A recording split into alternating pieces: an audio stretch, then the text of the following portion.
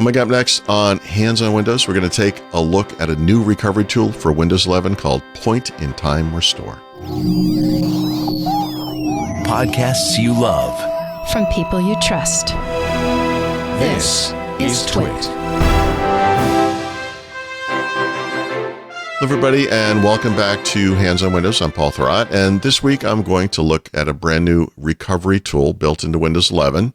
Doesn't make for the most exciting of demos, but this stuff is important, right? So, we've been complaining for years about all of the enshrintification in Windows, but the truth is Microsoft has been working to make the system, more stable, more reliable, etc., more secure, more private. Well, not more private, actually, but a lot of more is in there. But, for the past year and a half or so, of course, at the top of this year, they announced that they were doing this, and they've been talking more and more about this. But the security stuff has been going for a while, and Microsoft I think it was November 2024, announced the Windows Resiliency Initiative, which it has a lot of things going on there, but has resulted in some new features in Windows, which we've talked about, right? Like administrative protection, arrived in spring 2025. It was delayed a bit, but it's actually in the system today. Quick machine recovery, right? Another restore capability, really nice. There's been more recently a driver quality initiative. Microsoft is starting to take over driver work from third parties, which is kind of interesting. For example, right now, this is a grandfather period, but they've actually just taken over printer driver development. They're not going to let third parties do that in the near future, which is very interesting. And then in the most recent Patch Tuesday, or the soon-to-be Patch Tuesday as I record this for July 2026, we're getting something called Point-in-Time Restore. So if you are familiar with the recovery tools in Windows 11, you know that this is what we've got here, right? So you go into System Recovery. Some of the big ones are Reset This PC, which is the nuke from Orbit option, where you can refresh or reset, factory reset it. You can zero out the disk if you want to sell the computer and give it away, etc. This advanced startup tool is a way to get into the Windows recovery environment, which is something that occurs outside of Windows, right? Like when Windows is offline, so to speak. Quick machine recovery is that thing I just mentioned. And then point-in-time restore. And I think, when I think about this, and I should say, actually, I'm sorry, there are others. You can also reinstall the version of Windows using Windows Update. That's also new to the past several months. And then the troubleshooting stuff, which has been in Windows for a while. When you think about you're having problems, whatever it might be, something's not reliable, things aren't working correctly, there's kind of an escalation that you can go through. Things like quick machine recovery is automatic. Something like this fix problems with Windows Update is something that you do and you kind of initiate, and it's non-destructive, right? So you can reinstall Windows without blowing away any of your data, any of the apps you have installed. It's kind of a nice thing. But then in the middle, we've got this new thing, right? Which if you're familiar with Windows, you might think, well, wait a minute, I've heard of something like this. And that something was called System Restore. And sure enough, it's still hiding inside of Windows, right? You can find it with Start Search. So this is the old school kind of control panel interface. You can enable, which it is already on this computer. You could go in and create a restore point, give it a name.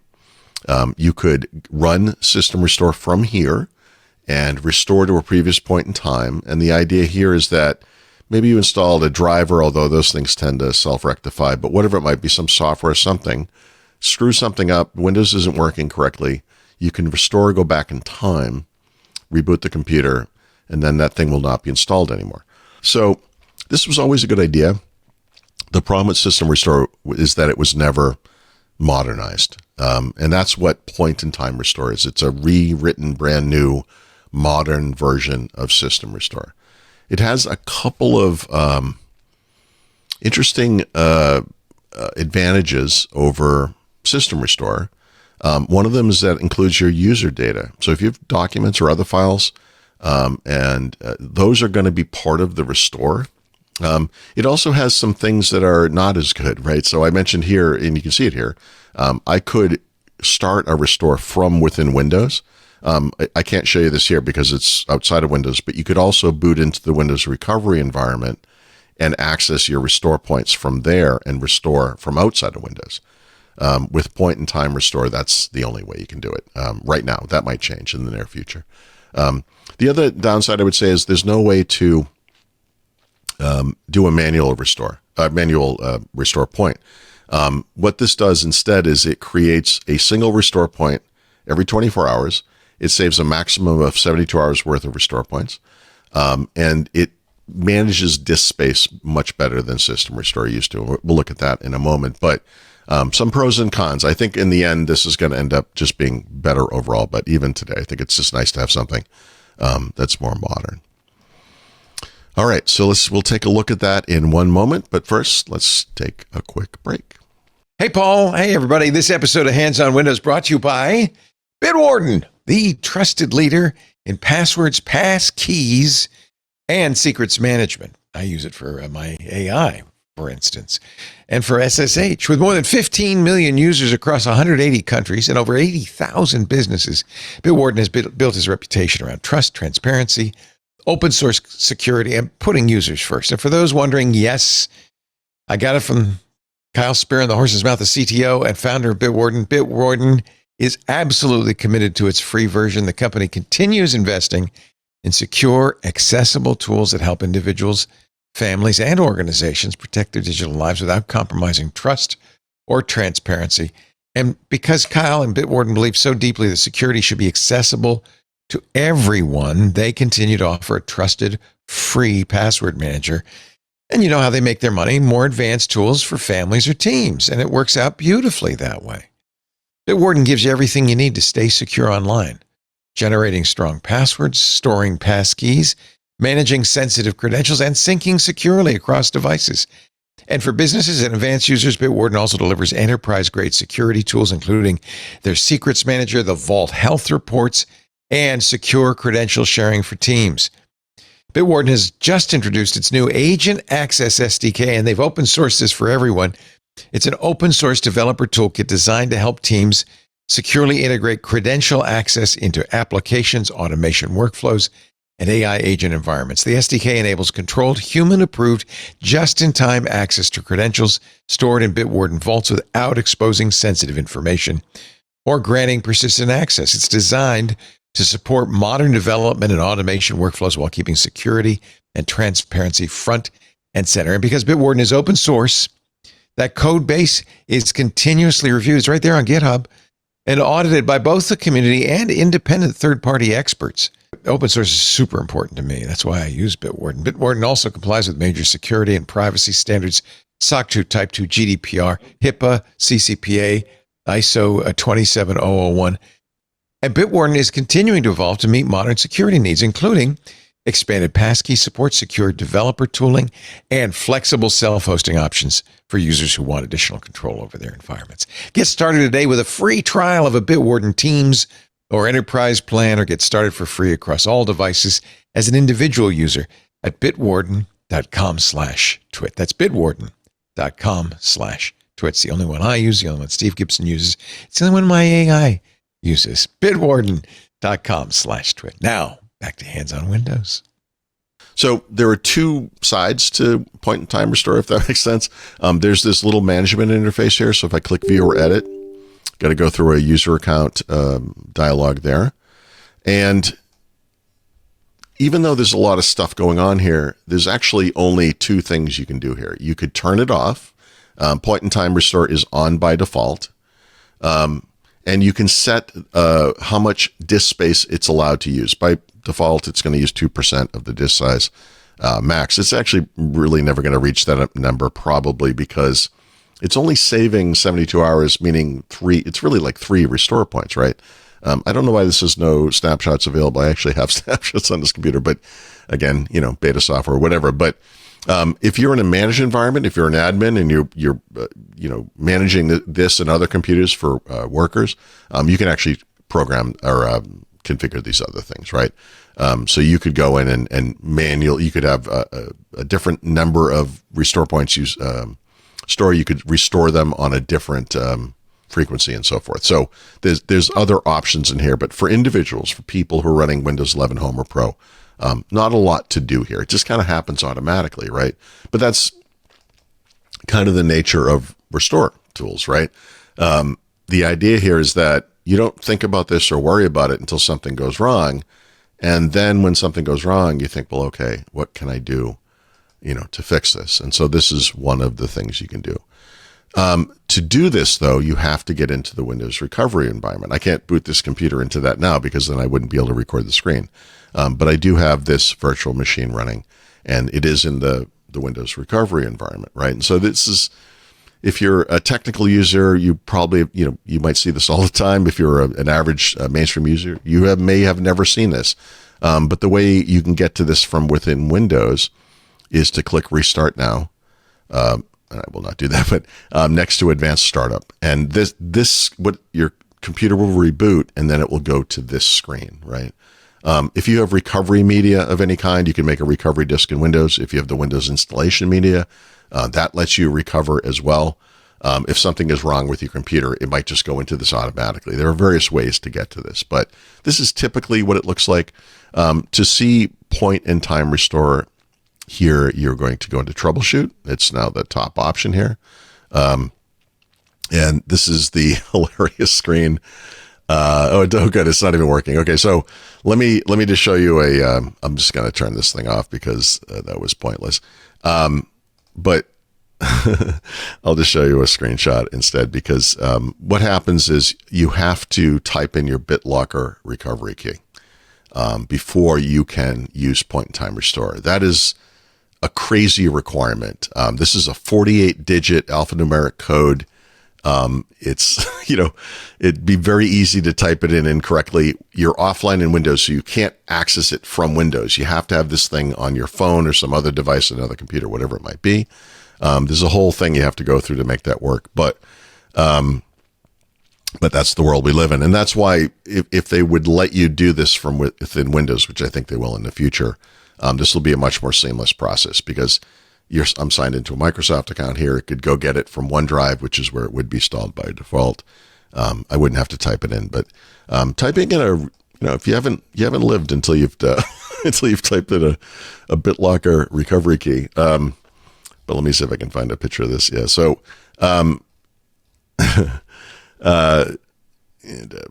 so it's probably this one here. So this is not the greatest picture because it's kind of zoomed in, but you get the idea. So this is the screen that usually comes up.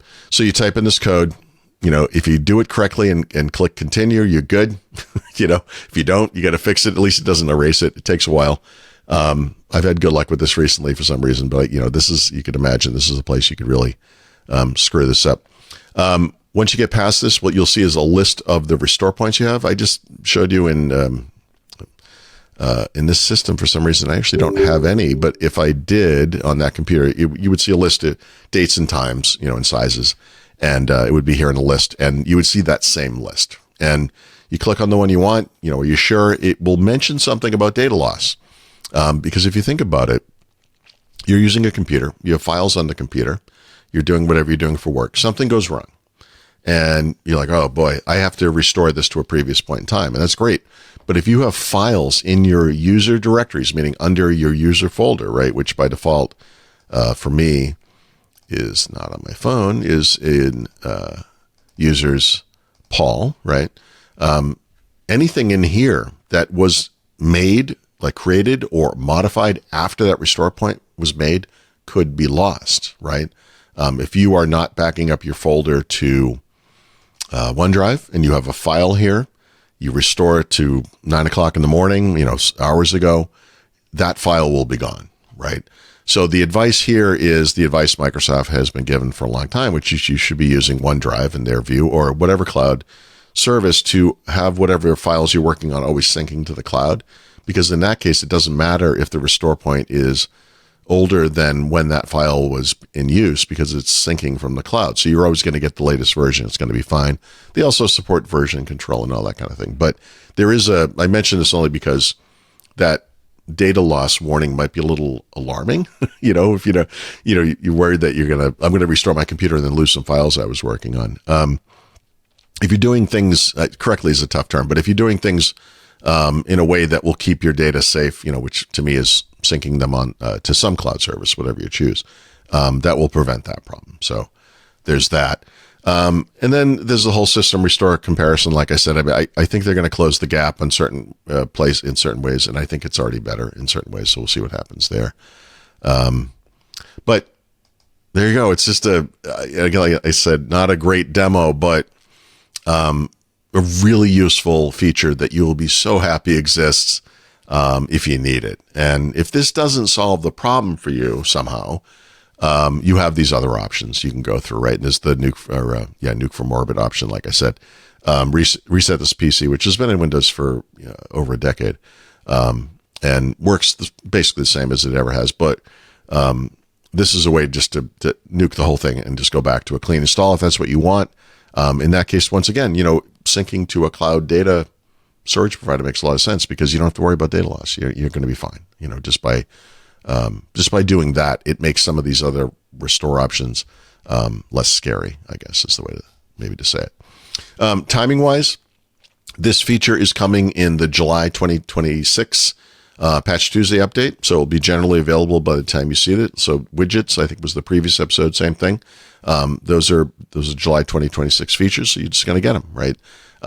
And then we talked about some bigger features, taskbar, start menu, Windows Update. They're all in different schedules, but you should be able to see, I think, this computer has the new Windows Update as well. So broadly speaking, I think this summer or by fall, certainly, all the new features we've been talking about, some of the ones we'll talk about in future episodes, should be available pretty quick. Otherwise, obviously, you can get into the Insider program.